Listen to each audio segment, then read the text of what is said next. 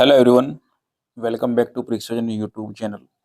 दोस्तों, 19 फरवरी के जो आपके एसएससी जीडी का जो एग्ज़ाम है और उसमें संभावित क्वेश्चन या फिर एक्सपेक्टेड क्वेश्चन आप कह सकते हो, कौन कौन से पूछे जाएंगे, किस प्रकार के क्वेश्चन आने वाले हैं, तो वे क्वेश्चन मैं आपको इस वीडियो में कराऊंगा।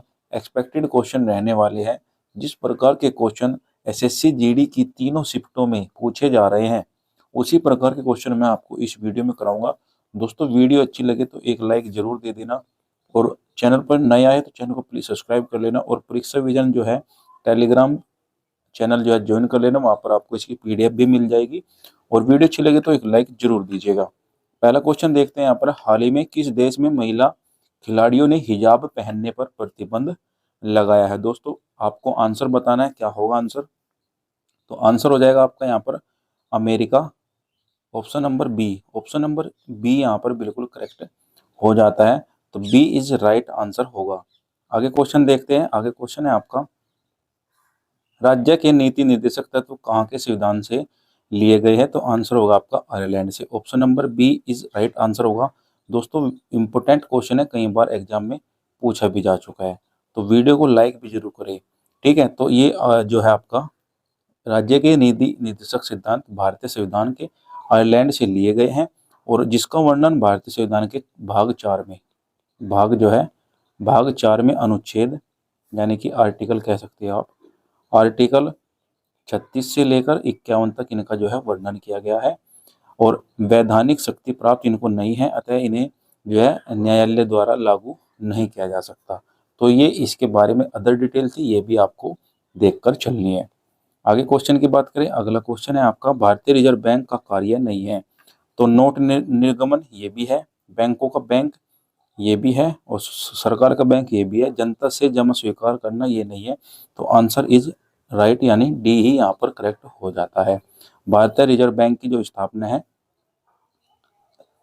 आरबीआई एक्ट, सॉरी मैं आपको पहले तो इसकी स्थापना बता देता हूँ। 1 अप्रैल, ठीक है, 1 अप्रैल 1935 में तो इसकी स्थापना हुई थी। और आरबीआई जो एक्ट आया था, आरबीआई एक्ट जो आया था वो आपका 1934 में आया था, और फिर 34 में जो है इसकी स्थापना हो गई थी। ये सीधा सीधा सा इसमें बनता है, और क्वेश्चन जो आता है वो ज़्यादातर स्थापना का ही आता है, इससे पहले तो कोई ऐसा क्वेश्चन नहीं बना। ठीक है, अगले क्वेश्चन की बात करें। अगला क्वेश्चन है आपका, नर्मदा और ताप्ती नदियों के जल को कौन सी पर्वत श्रृंखला विभाजित करती है। आंसर हो जाएगा आपका option number B, Satpura. Satpura श्रृंखला जो है आपको नर्मदा और ताप्ती नदियों के जल को जो है पर्वत श्रृंखला से जो है अलग करती है, ये भी आपको याद रखना है।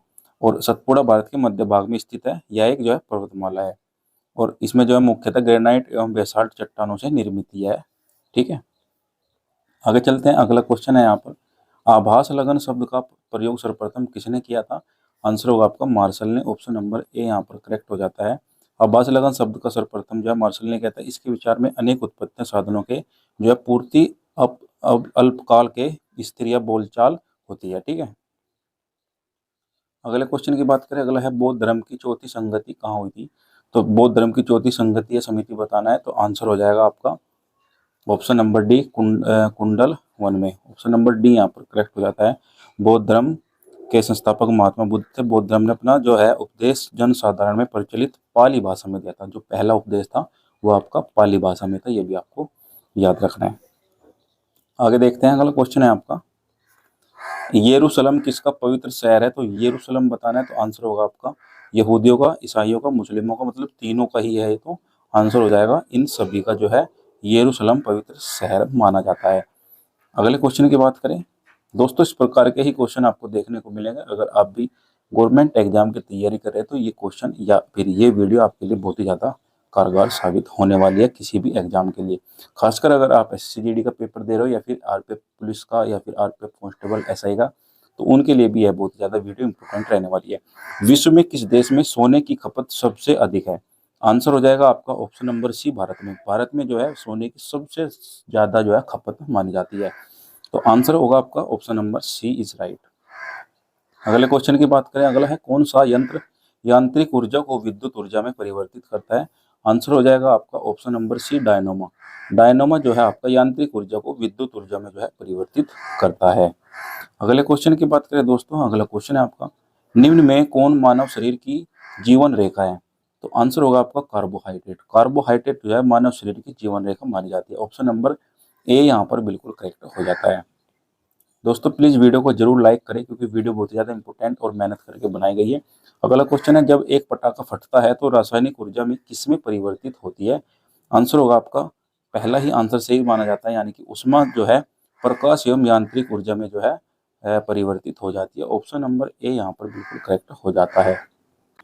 अगले क्वेश्चन की बात करेंगे। अगला क्वेश्चन है आपका, आइस हॉकी किस देश का राष्ट्रीय खेल है? तो आइस हॉकी किस देश का राष्ट्रीय खेल है ये आपको बताना है। तो आंसर होगा आपका, आइस हॉकी जो है आपको कनाडा का राष्ट्रीय खेल माना जाता है। ऑप्शन नंबर बी यहाँ पर बिल्कुल करेक्ट हो जाएगा।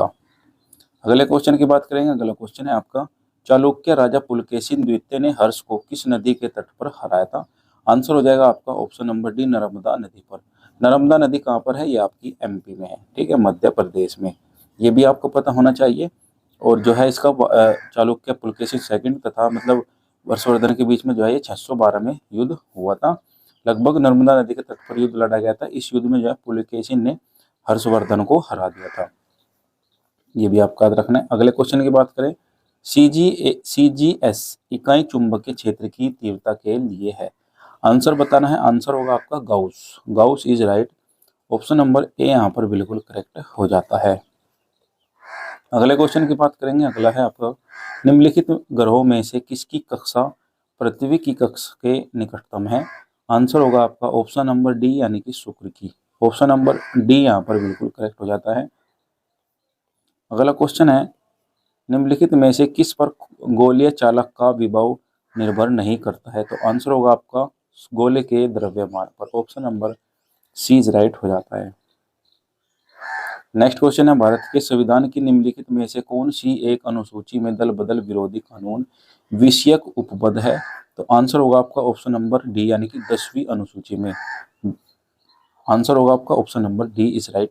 भारतीय संविधान में 10वीं अनुसूची में संविधान 52वें के संशोधन 1985 के द्वारा जोड़ी गई थी। इसमें दल बदल विरोधी कानून से संबंधित प्रावधानों का जो है उल्लेख दिया हुआ है।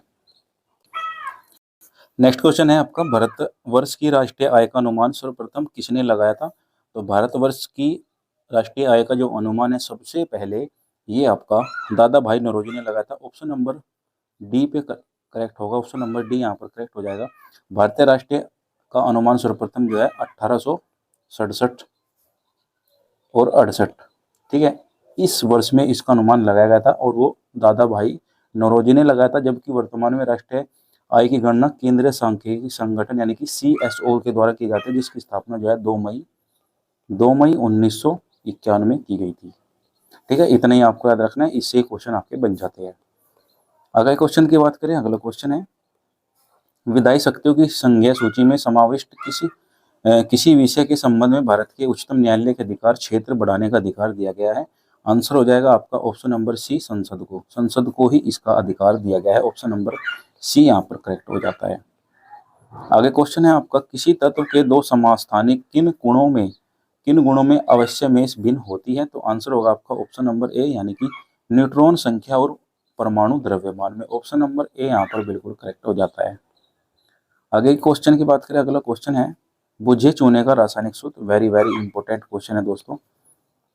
इसका आंसर बताना है आपको। ऑप्शन नंबर ए करेक्ट हो जाएगा, CaOH2। ठीक है, option number A is right हो जाता है। नेक्स्ट क्वेश्चन की बात करें, अंग्रेजी में लिखा गया पहला भारतीय उपन्यास कौन सा था? तो आंसर हो जाएगा आपका, इंपॉर्टेंट क्वेश्चन है ये भी आपको याद रखना है। आंसर होगा आपका ऑप्शन नंबर बी यानी कि option number B Rajmohan wife. Option number B यहाँ पर बिल्कुल करेक्ट हो जाएगा। अगले क्वेश्चन की बात करें। अगला है, भारत की प्रसिद्ध लैगून झील कौन सी है? आंसर होगा आपका ऑप्शन नंबर बी चिल्का झील जो है आपकी लैगून झील मानी जाती है। नेक्स्ट है, सॉल्ट पीटर कहलाता है। तो सॉल्ट पीटर क्या कहलाता है ये आपको बताना है। तो आंसर होगा आपका potassium nitrate. Option number B यहाँ पर बिल्कुल करेक्ट हो जाएगा। नेक्स्ट क्वेश्चन है, विश्व बैंक सामान्यतः किस प्रकार का ऋण देता है?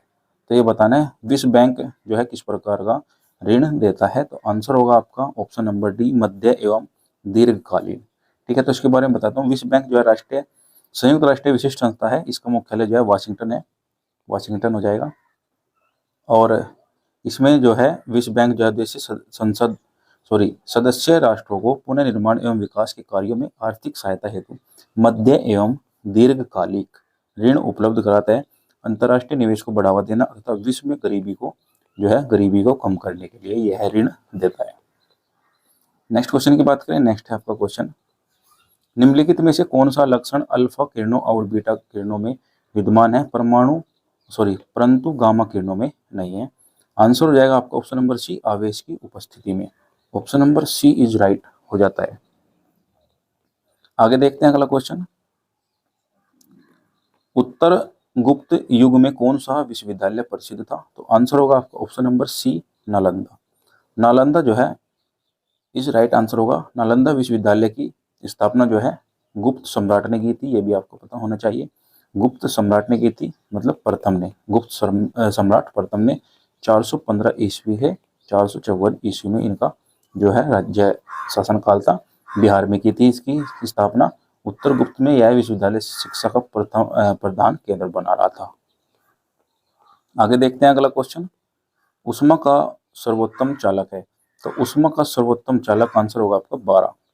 पारा जो है उष्मा का सर्वोत्तम चालक हो जाता है। अगला क्वेश्चन है, इनमें से कौन सा उपन्यास जैनेन्द्र कुमार द्वारा लिखित नहीं है?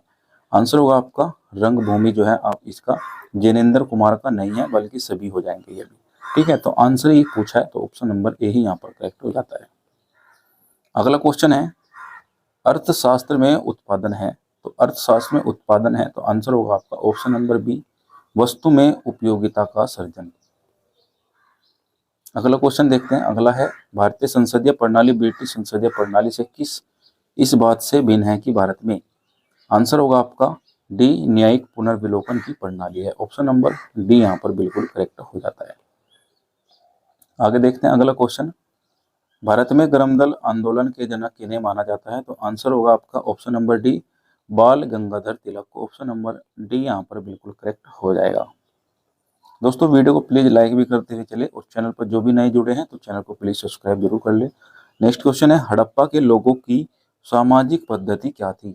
तो हड़प्पा के लोगों की सामाजिक जो पद्धति है वो आंसर थी आपकी उचित समाज समतावादी। Option number D is right हो जाता है। नेक्स्ट क्वेश्चन की बात करें। नेक्स्ट है, ऑस्ट्रेलिया के समशीतोष्ण घास के मैदान को क्या कहा जाता है? आंसर होगा आपका ऑप्शन नंबर ए, यानी कि डाउन्स इनको बोला जाता है। ऑप्शन नंबर ए यहाँ पर बिल्कुल करेक्ट हो जाएगा। नेक्स्ट है, राष्ट्रीय मानव संग्रहालय कहाँ पर स्थित है? इंपोर्टेंट क्वेश्चन है, एग्जाम में 1-2 बार पूछा भी जा चुका है। आंसर हो जाएगा ऑप्शन नंबर डी, भोपाल, यानी कि मध्य प्रदेश। ये एमपी में पड़ता है, तो ऑप्शन नंबर डी यहाँ पर बिल्कुल करेक्ट हो जाएगा। आगे क्वेश्चन है आपका, विंड हॉक किस देश की राजधानी है? तो आंसर होगा आपका ऑप्शन नंबर बी, नामीबिया की। Option number B is right हो जाएगा। अगले क्वेश्चन की बात करें। अगला है आपका, ऋग्वेद में सबसे अधिक किस देवता का उल्लेख है? आंसर होगा आपका ऑप्शन नंबर ए, इंद्र का। ठीक है, ऑप्शन नंबर ए यहाँ पर बिल्कुल करेक्ट हो जाता है। नेक्स्ट क्वेश्चन की बात करें, अप्रैल 2024 में किस देश की सेना ने माउंट एवरेस्ट से कचरा इकट्ठा करने हेतु एक अभियान चलाया था? तो कौन सी देश की सेना है? तो आंसर होगा आपका option number A, Nepal. Nepal is right हो जाता है। अगला क्वेश्चन है, भारत में रेलवे के कितने जोन है? तो इंपोर्टेंट क्वेश्चन है, कई बार यार ये पूछा भी जा चुका है। आरपीएफ में भी ये क्वेश्चन आपका जरूर पूछा जाएगा, और एसएससी जीडी में भी पूछा जा चुका है। आंसर हो जाएगा आपका ऑप्शन नंबर सी, जो है 18 जोन। 18 जो है ना रेलवे के जोन है। ऑप्शन नंबर सी राइट हो जाता है। आगे क्वेश्चन है, एशियाई कुश्ती चैंपियनशिप 2024 कहाँ आयोजित की गई है? तो आंसर होगा आपका ऑप्शन नंबर ए, बेशकेक, किर्गिस्तान में। ऑप्शन नंबर ए यहाँ पर बिल्कुल करेक्ट हो जाते हैं। दोस्तों वीडियो इंपॉर्टेंट है तो एक लाइक जरूर दे दे, और चैनल पर जितने भी जुड़े हैं चैनल को प्लीज सब्सक्राइब जरूर कर ले।